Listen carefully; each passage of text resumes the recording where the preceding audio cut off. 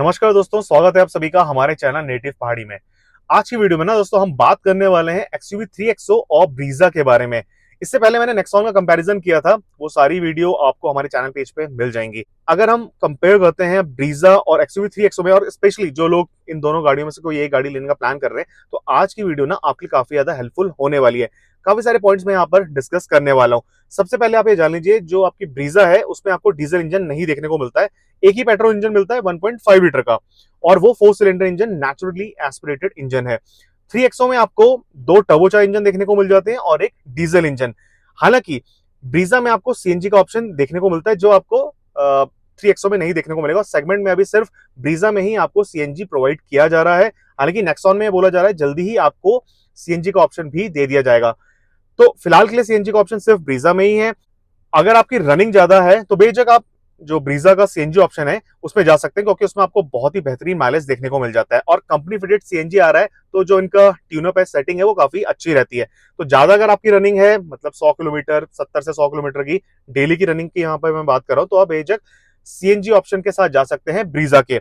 लेकिन अगर आपको थोड़ा सा पावरफुल इंजन चाहिए जो आपको ठीक ठाक माइलेज भी दे दे, सिटी में 12 से 14 और हाईवे में करीबन 18-19 का, तो आप डीजल इंजन जो है एक्सयूवी 3XO का उसमें जा सकते हैं, क्योंकि उसमें सेगमेंट बेस्ट टॉर्क भी आपको मिलेगा, पावर तो अच्छी मिलती है और साथ साथ माइलेज भी वो ठीक ठाक निकालता है। अगर लाइट फुट भी अगर आप चला सकते हैं ना, तो वो कहीं ना कहीं आपको ज्यादा माइलेज भी दे सकता है।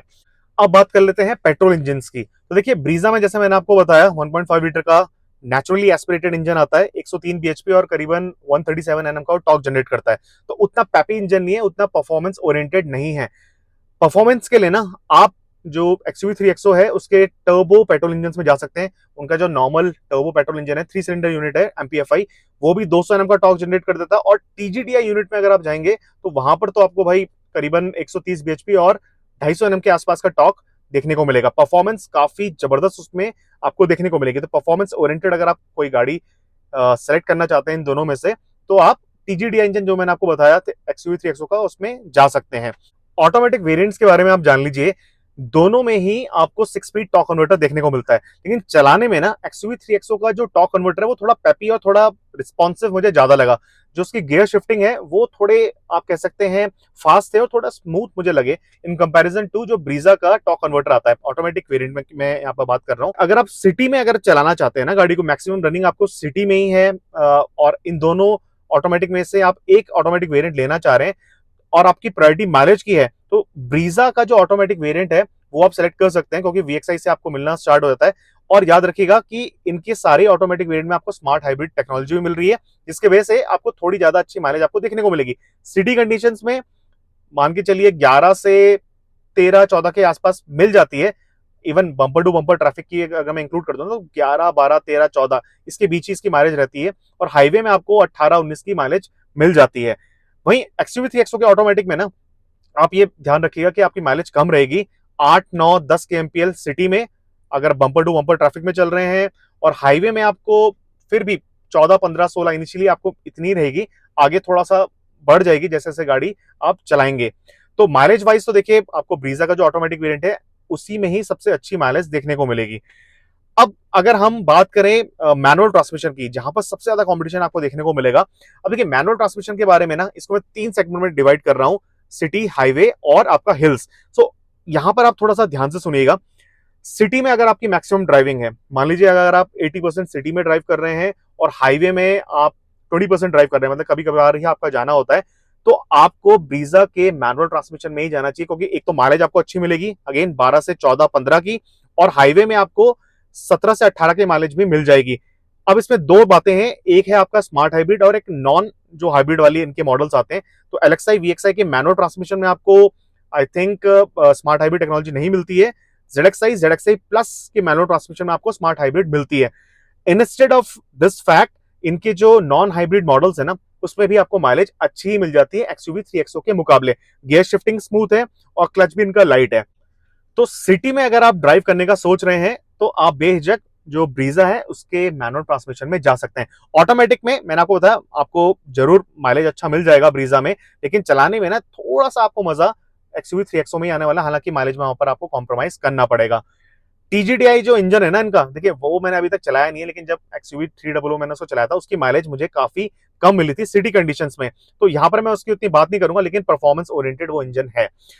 अब बात करते हैं हाईवे कंडीशंस की। देखिए अगर आपकी मैक्सिमम रनिंग हाईवे में है ना, और सिटी में कम ही चलना होता है, तो आपको XUV 3XO बेझिझक लेनी चाहिए, क्योंकि वो सेगमेंट की बेस्ट राइड क्वालिटी आपको प्रोवाइड करती है।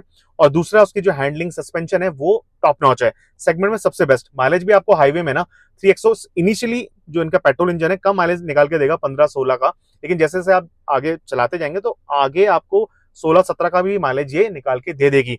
हालांकि अगेन ब्रीजा में आपको माइलेज बहुत अच्छा मिल जाएगा 18-19 का के आसपास स्मार्ट हाइब्रिड में, और नॉन हाइब्रिड में 17 मतलब 16-17 के आसपास आपको मिल जाएगा।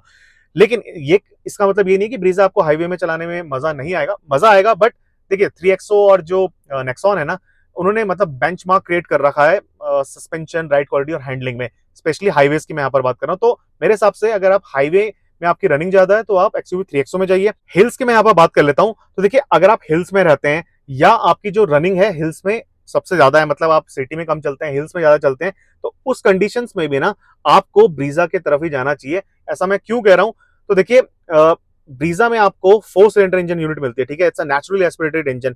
लेकिन जो आपका XUV 3XO है और ज्यादातर जितने भी टर्बोचार्ज इंजन होते हैं ना 3 सिलेंडर, जब तक ये टर्बो की रेंज में नहीं आते तब तक आपको वो पावर फील नहीं होगी, तब तक आपको मतलब एक लैग देखने को मिलेगा।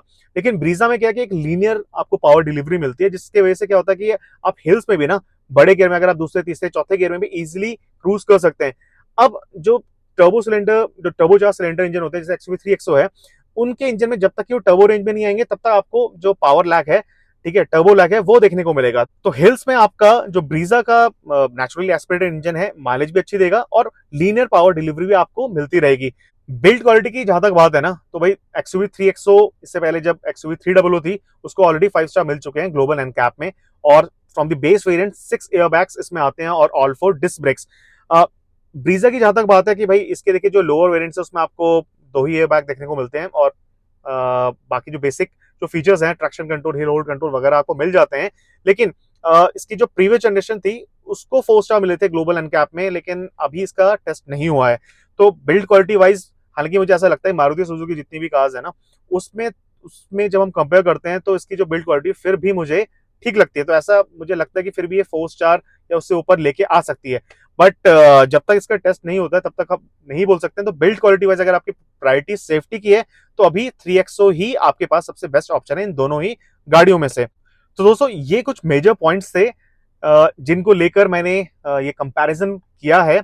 और अगर आपके कोई भी क्वेश्चन हैं आप नीचे कमेंट सेक्शन में हमें पूछ सकते हैं। देखिए मैंने फीचर्स को यहाँ पर इंक्लूड नहीं किया है और कौन सी गाड़ी दिखने में अच्छी है, क्योंकि ये सबकी अपनी पर्सनल चॉइस हो सकती है। हाँ, ब्रीजा का जो बेस वेरिएंट है जरूर आपको थोड़ा महंगा देखने को मिलता है। आई थिंक 8,34,000 उसकी एक्स शोरूम प्राइस है।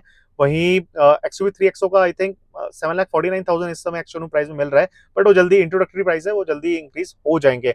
बट कौन सा वेरिएंट आपको जल्दी मिलता है ये भी आप भली बातें जानते ही हैं, you know better. So I hope friends आज की वीडियो आपको पसंद आई होगी। अगर आपके फिर भी कोई क्वेश्चंस हैं तो आप नीचे कमेंट सेक्शन में हमें पूछ सकते हैं। So thanks again for watching this video. Have a great day ahead.